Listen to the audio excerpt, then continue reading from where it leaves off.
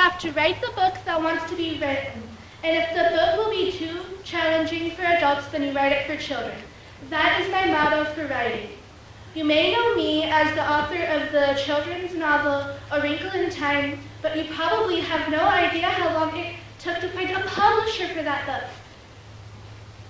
I wrote it in 1962, and it was rejected over 30 times.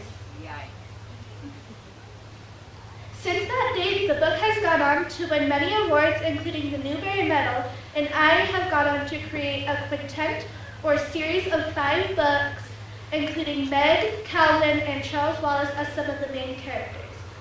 These adventurous children have been an important part of my life. I led a secluded life as a child, and I felt like I needed a bit of adventure. My mother was a pianist, and my father was an author. During school, my teachers thought I was just stupid.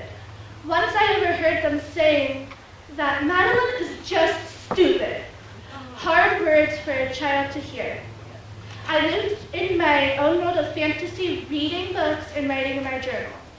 This is why they didn't think I knew anything. I began my career as an author after I went to college and moved to New York City, where I met and married my husband, Hugh Franklin. It was a romantic courtship. We met in the cherry orchard and were married in the joyous season, 2 of our New York plays. We always thought there was so much to do in the big city, so many plays and concerts to attend to, and so many authors to talk to and learn from. But Hugh and I decided that we had had enough of the big city after our 3 children came along, and we moved to a little farm in Connecticut. Those were the years I will always cherish. We bought and operated our own little country store, and I dedicated myself to my family and writing. I also worked as a choir director at the local congregational church. I made some money as an author over the years, but it was hardly enough to keep me going. On my 40th birthday, when we received the mail, I got a letter. I knew that this would be the one to help me set up my career, but I opened it up, and it was yet another rejection notice. I was determined to give up writing altogether.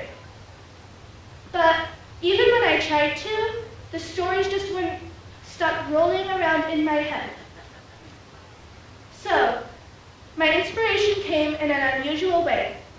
We had took our family on a cross-country trip and out in the beauty of the mountains, the plains, and the rivers.